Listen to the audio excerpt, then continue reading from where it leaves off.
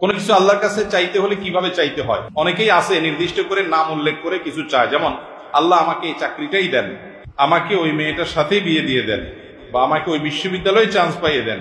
আমার প্রশ্ন হলো, কিছু চাওয়ার সঠিক পদ্ধতি কি? দেখেন, এটা ভুল পদ্ধতি। আপনি আল্লাহর কাছে আপনার চাওয়াকে এতটা ফিক্স করে দিবেন না। নবী করিম সাল্লাল্লাহু আলাইহি সাল্লাম দোয়া শিক্ষা দিয়েছেন সাহাবীদেরকে, আল্লাহুম্মা ইন্নী আসআলুকাল আফিয়াতা ফিদ দুনিয়া ওয়াল আখিরা। মানে কি? আল্লাহ আপনার কাছে দুনিয়া এবং আখিরাত উভয় জগতে কি চাই? শান্তি চাই। এখন শান্তি কি আল্লাহ লাখ টাকায় হবে, না 1000 টাকায় হবে, না 100 টাকায় হবে, না কোটি টাকায় হবে, না বিনা টাকায় হবে? সেটা আপনি জানেন। আমি কি চাই? শান্তি চাই, মনের প্রশান্তি চাই, মনের সুখ চাই। এই জিনিসটা আপনি আমাকে কিভাবে দিবেন আপনি জানেন। আমার শান্তিটা দরকার। আমার শান্তির জন্য যদি কোটি টাকা দরকার হয় তো কোটি টাকা দেন, কি লাগবে সেটা আপনি জানেন, কিন্তু আমি কি চাই? শান্তি চাই। এই যে ফাইনাল গোড়ার জায়গায় হাত দেওয়া, এটা হলো বুদ্ধিমানের কাজ। আর কোরআনেও আল্লাহ তাআলা শিক্ষা দিয়েছেন, আল্লাযীনা ইয়াকুলুনা রাব্বানা আতিনা ফিদ দুনিয়া হাসানা ওয়া ফিল আখিরাতি, যারা আল্লাহর কাছে দোয়া করে বলে, হে আমাদের রব, আপনি আমাদেরকে দুনিয়াতে কল্যাণ দান করেন, সুখ, কল্যাণ, ভালো দান করেন। এ ভালোটা কি দিয়ে হবে আমি জানি না। আমি কোনো মেয়েকে দেখে বা তার সম্পর্কে জেনে শুনে আমার মনে হয়েছে এই মেয়েটাকে আমার জীবন সঙ্গিনী করতে পারলে বোধহয় আমি সুখের সাগরে হাবুডুবু খেতে পারি, আমি বোধহয় সুখের আকাশে ভাসতে থাকবো এই মেয়েটার সাথে বিয়ে হইলে। বেশিরভাগ যুবক বয়সে শয়তান এ ধরনের পাগলামি মাথার মধ্যে চাপায়।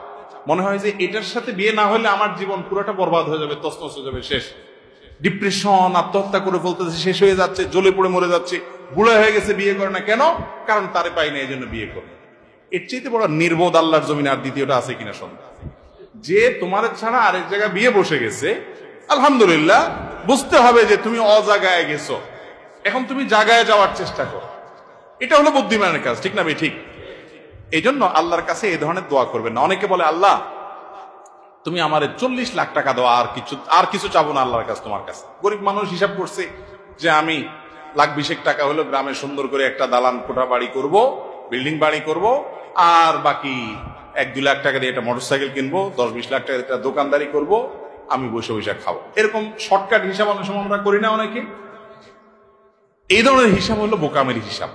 একজনকে আল্লাহ তাআলা একদিনে 10,000 টাকা কামাই দিছে, এরপর তারা আল্লাহ তাআলা এমন একটা অসুখ দিছে যে 11,000 টাকা ওইটাতে বিল আসবে, খরচ হাসপাতালে। আরেকজনকে আল্লাহ তাআলা 2,000 টাকা কামাই দিছে, তার 500 টাকা খরচ আর 1500 টাকা পকেটে রয়ে গেছে। বরকত কোথায় হইলো? ওই 2,000-এর মধ্যে হইলো না? এই জন্য দোয়াটা সেরকম করতে হয়। ওই যে একটা গল্প আপনারা শুনছেন না প্রায় সময়, কোন যুবক নাকি দোয়া করছে আল্লাহর কাছে যে, আল্লাহ আমার এমন একটা লাইফ দাও, এমন একটা জীবন দাও আল্লাহ, যে আমার 2 হাত ভর্তি টাকা থাকবে, শুধু দোনো হাতে শুধু টাকা থাকবে, আর 2 পাশে শুধু নারী আর নারী থাকবে, ভোগের আইটেম থাকবে। তো আল্লাহ তাআলা তাকে একটা মহিলা কলেজের বা কোন একটা কোম্পানির নারী স্টাফদের বাসের কন্ট্রাক্টর বানায় দিয়েছে। এই জন্য তার হাতে টাকা আর টাকা, কন্ট্রাক্টরি করে, টাকাও মানুষের আর মহিলাগুলোও মানুষের। এই যে ভুল দোয়ার ফল দেখছেন, উল্টাপাল্টা দোয়া করছে না? সে দোয়া করবে, আল্লাহ আমি তোমার কাছে শান্তি চাই। এখন কোন মেয়েকে বিয়ে করলে আমার সংসারে শান্তি হবে তুমি জানো। আমি যেটাকে দেখে মনে করতেছি এটার সাথে বিয়ে হলে শান্তি হবে, ওইটার সাথে বিয়ে হলে আমার আরো অশান্তি হইতে পারে। পারে কি পারে না?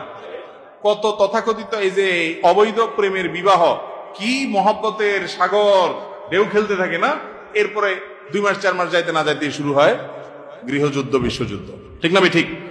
এই জন্য আল্লাহর কাছে কোনো কিছু ফিক্স করে দোয়া করা, এটা দোয়ার আদব না। দোয়ার আদব হলো কি? আল্লাহ আপনার কাছে আমি শান্তি চাই, আল্লাহুম্মা ইন্নী আসআলুকাল আফিয়া, আল্লাহ আপনার কাছে আমি শান্তি চাই। শান্তি যেখানে আছে আপনি সেখানে দিবেন। বরকত চাইতে হয়, বরকত। আল্লাহ আপনার কাছে আমি কি চাই? বরকত চাই। আল্লাহ আপনি যে আমাকে রিজিক দিয়েছেন এর মধ্যে আপনি কি দেন? বরকত দান করেন। আল্লাহ যদি বরকত দেন, কল্যাণ দেন, তাহলে অল্পতে কি হবে?